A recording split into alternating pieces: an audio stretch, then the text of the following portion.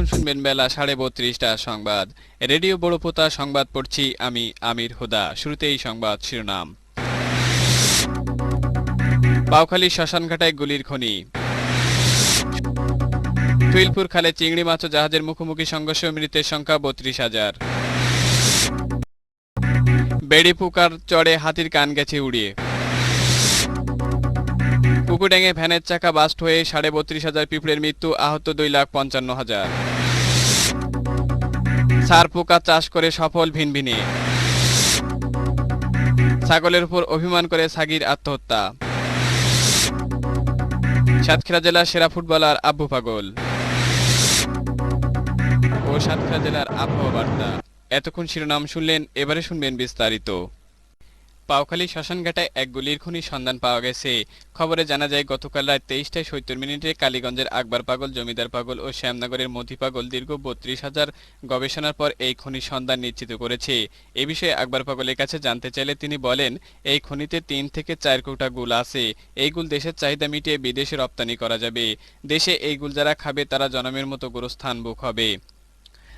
আজ সকাল ৪:৪০টায় শুইলপুর খালে চিংড়ি মাছ ও জাহাজের মুখোমুখি সংঘর্ষ হওয়ায় জাহাজটি ভেঙে চুরে পানিতে তলিয়ে যায় এবং জাহাজে থাকা আনুমানিক ৩২,৫০০ মানুষের মৃত্যু হয়েছে বলে ধারণা করা হচ্ছে। উল্লেখ্য, চিংড়ি মাছের কোনো ক্ষয়ক্ষতি হয়নি। এই মুহূর্তে সেখানে রয়েছেন আমাদের বিশেষ প্রতিনিধি খরকুল্লো চৌধুরী। টেলিফোনে তার সাথে সরাসরি কথা বলবো।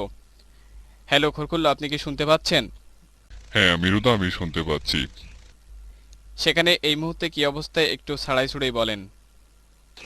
হ্যাঁ, এই মুহূর্তের এখানকার বর্তমান অবস্থা হচ্ছে চিংড়ি মাছ নিরাপদ স্থানে আছে, আর জাহাজটি জনমের মতো পানির নিচে পুঁতে ফেলার জন্য ৩৬০টি ডুমুরি খালে নামাই দেওয়া হয়েছে। যেসব মানুষের মৃত্যু হয়েছে তাদেরকে টঙ্কার ডাক্তারের কাছ থেকে চিকিৎসা দেওয়া হচ্ছে, আর যারা বেঁচে আছে তাদেরকে জ্যান্ত মাটিতে পুঁতে ফেলা হবে। এই হচ্ছে এখানকার বর্তমান সংবাদ। পরবর্তী কোনো সংবাদ পেলে আপনাকে জানাবো। গতকাল কারবালার মাঠে হাতি ও বেড়ে পোকার মধ্যে গ্যাঞ্জাম বাঁধে। গ্যাঞ্জামের এক পর্যায়ে বেড়ে পোকা রাগান্বিত হয়ে হাতির কানে চড় মারে। সঙ্গে সঙ্গে হাতির কান ফেটে যায় এবং রক্তাক্ত হয়ে যায় এবং হাতির কান মাটিতে পড়ে যায়। খবরে জানা যায়, হাতি দুঃখ প্রকাশ করে বলে সে আর কানে কিছু শুনতে পাচ্ছে না। হাতির কান লাগানোর জন্য কারবালার আমরা আলী হাতিকে ৩৬ পয়সা পুরস্কৃত করেছে এবং বেড়ে পোকার গ্রেপ্তার দাবি করেছে। কুকুডেঙ্গে আজ সকালে এক ভ্যানের চাকা বাস্ট হয় ৩২,৫০০ পিঁপড়ার মৃত্যু হয়েছে, আহত হয়েছে ২,৫৫,০০০। আমাদের কুকুডেঙ্গে প্রতিনিধি মিস্টার কুমকুম আলী জানান, ৩২,৫০০ পিঁপড়ের মৃত্যু ও ২,৫৫,০০০ পিঁপড়ে আহত হয়। অন্য পিঁপড়েরা সকাল থেকে রাস্তা অবরোধ করে রেখেছে। পিঁপড়ের সর্দারের কাছে জানতে চাইলে পিঁপড়ের সর্দার বলেন, আমরা কিয়ামতের আগ পর্যন্ত এই রাস্তা অবরোধ করে রাখব এবং কোনো গাড়ি ঘোড়া চলতে দেব না। এদিকে সার পোকা চাষ করে সফলতার মুখ দেখেছেন আবুলপুরের ভিনভিনে। খবরে জানা যায়, গত বছর ভিনভিনে প্রাথমিক পর্যায়ে তার বাড়ির যে বালিশে ঘুমায় সেই বালিশে এই চাষ শুরু করে। ভিনভিনের কাছে জানতে চাইলে ভিনভিনে বলেন, গত বছর আমি একটি সার পোকা নিয়ে প্রথমে চাষ শুরু করি।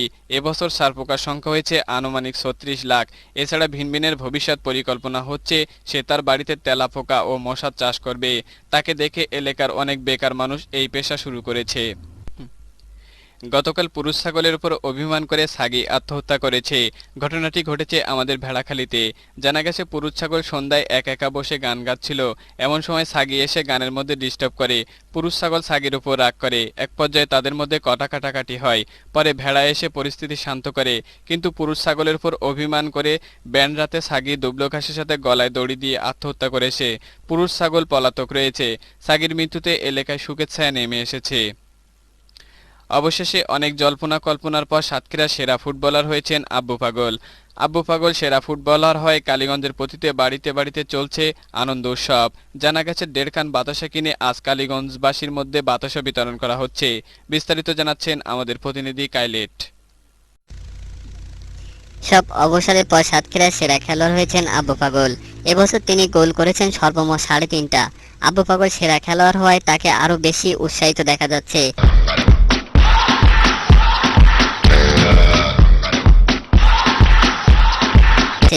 এছাড়া সে সেরা খেলোয়াড় হওয়ায় কালীগঞ্জের সেরা মডেল মহিলারা আব্বু পাগলকে বিয়ে করার প্রস্তাব দিচ্ছে।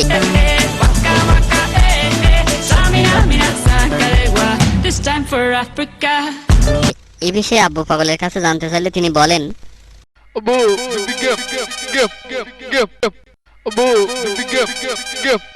সবশেষে সাতক্ষীরা জেলার আবহাওয়া বার্তা। আজ সাতক্ষীরা জেলার আবহাওয়ার পূর্বাভাসে বলা হয়েছে, কুলসুমপুর, আবালপুর ও সবেদপুর এলাকার প্রতিটি বাড়ির উপর দিয়ে দক্ষিণ ও দক্ষিণ পূর্ব দিক থেকে ঘন্টায় সর্বনিম্ন বাতাস বয়ে যাবে 35,000 কিলোমিটার। এসব এলাকার সকল হাঁসকে পরবর্তী নির্দেশ না দেওয়া পর্যন্ত টফের ভিতর থাকার জন্য বলা হয়েছে। আজ বাতাসের আর্দ্রতার পরিমাণ 100% এবং সর্বনিম্ন 200%। আগামীকাল সূর্য উঠলি আর ডুববে না, আর ডুবলি আর উঠবে না। সংবাদ শেষ করার আগে শিরোনামগুলি জানিয়ে দিচ্ছি আরও একবার। বাউখালী শ্মশানঘাটায় গুলির খনি। টুইলপুর খালে চিংড়ি মাছ ও জাহাজের মুখোমুখি সংঘর্ষে মৃতের সংখ্যা 32,000। বেড়িপুকার চড়ে হাতির কান গেছে উড়িয়ে। পুকুরডেঙ্গে ভ্যানের চাকা বাস্ট হয়ে 32,500 পিঁপড়ের মৃত্যু, আহত 2,55,000। সার পোকা চাষ করে সফল ভিনভিনে। ছাগলের উপর অভিমান করে সাগির আত্মহত্যা। সাতক্ষীরা জেলার সেরা ফুটবলার আব্বু পাগল। শেষ হলো রেডিও বড়পুতা 32:30টার সংবাদ।